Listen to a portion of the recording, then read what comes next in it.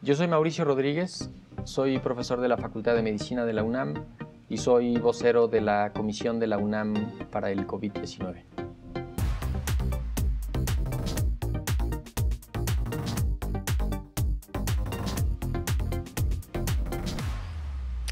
¿Qué es lo que más te preocupa en este momento de la pandemia de COVID? Me preocupa la velocidad con la que vaya a responder la población. ¿Responder a qué? A las acciones que haya que ir tomando y haciendo. Que puede ser que se tarden un poco en caer las instrucciones ya en la ejecución. Hay que tomárselo en serio, ¿no? Hay que tomárselo en serio. Digamos, es una historia que hemos visto pues podríamos decirlo ya en varios actos. Está el primer acto en China, una situación localizada, dramática, que hicieron todo para contener ahí lo que pudieron, ¿no? Y un segundo acto de los países vecinos y Europa, digamos, ¿no? Como los países vecinos de China tuvieron que contener la epidemia localmente. Y que se tardaron muchos países. Se tardaron algunos en reaccionar, cada uno ha ido reaccionando a lo que tiene. Entonces ahí, esos dos actos nos han ido poniendo la obra a la vista y estamos viendo el desarrollo en Estados Unidos, que todavía ellos van algunas semanas adelante de nosotros. Entonces también, pues sí, es como decir, ok, hay un punto en el que la sociedad va a tener que responder con seriedad, con responsabilidad, ¿no? Hacer caso de las indicaciones, hacer caso de las instrucciones. Quedarse en casa. Quedarse en casa. Hay dos ejemplos importantes que ya se vieron pues, dramáticos, ¿no? O sea, en Italia les dijeron, espérense ya, quédense en sus casas y ya vacaciones de una vez. Y se fueron de vacaciones. Y se salieron un fin de semana también y los franceses hicieron algo parecido. Entonces, y tuvieron después un problema de contagios importantes. Entonces, esa parte sí hay que estar muy conscientes en México que ese error que cometieron, si lo queremos ver así allá, no vaya a pasar acá. Y no hay que perder de vista en que las epidemias van desfasadas, ¿no? O sea, las epidemias, cada país lleva su epidemia. Claro. Entonces, no podemos aplicar las medidas de Italia, pues porque no somos Italia, ni las de Estados Unidos porque no somos Estados Unidos. Ellos llevan otros tiempos. Pero podemos aprender de sus experiencias. Debemos de aprender. Eso, sí.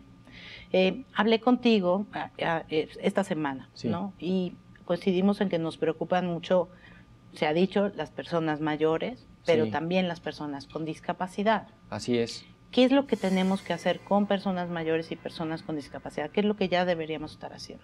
De hecho, hay un gran grupo, ¿no? Que decimos los vulnerables, los más vulnerables, que son los adultos mayores, las personas con discapacidad, y yo hasta sumaría a esa bolsa algunas situaciones que se pueden considerar como más vulnerables, los padres y madres solteros, ¿no?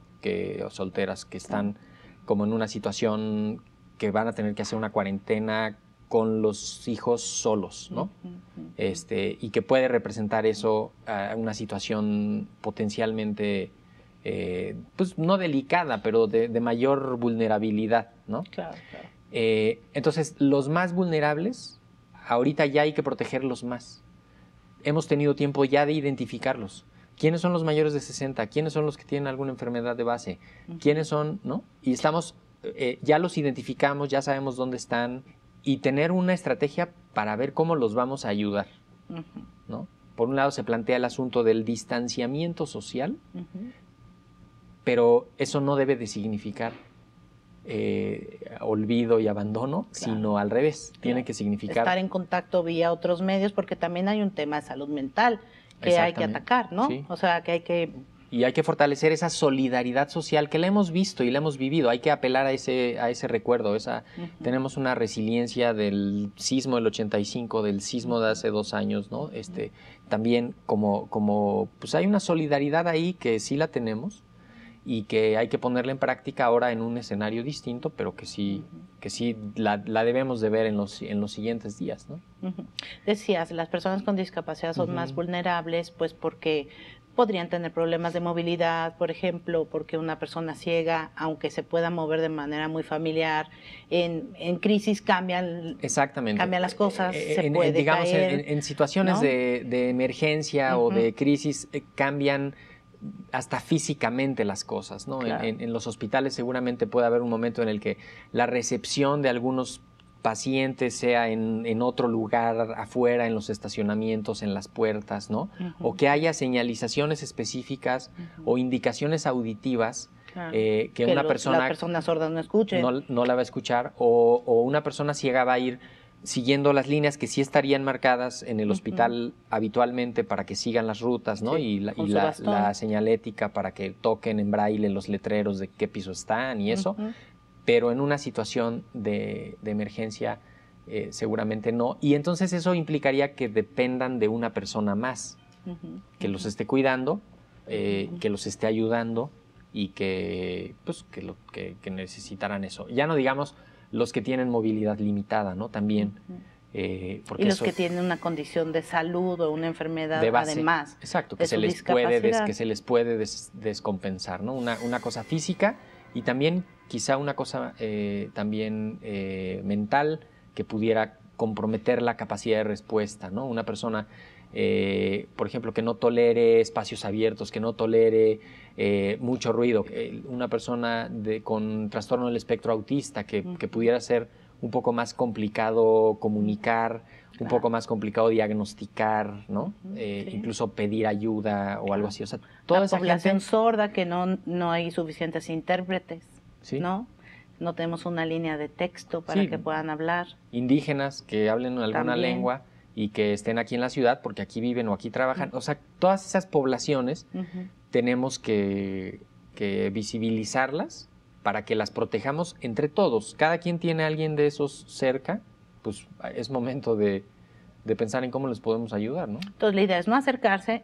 Es verdad, Mau, que los niños, aunque tienen síntomas menores, son los que más fácilmente contagian a las personas mayores, es decir, que es una pésima idea dejar a los niños al cuidado de sus abuelos en este momento. Quizá, no sé si decir que son los que más contagian y algo, o sea, lo que sí se ha visto es que son los que menos desarrollan la enfermedad y de manera importante, menos, ¿no? O sea, hay muy pocos casos graves, hay por ahí un muerto en China, una cosa así muy, muy poco importante en términos de la gravedad de la enfermedad, sobre todo a los menores de 10 años, ¿no?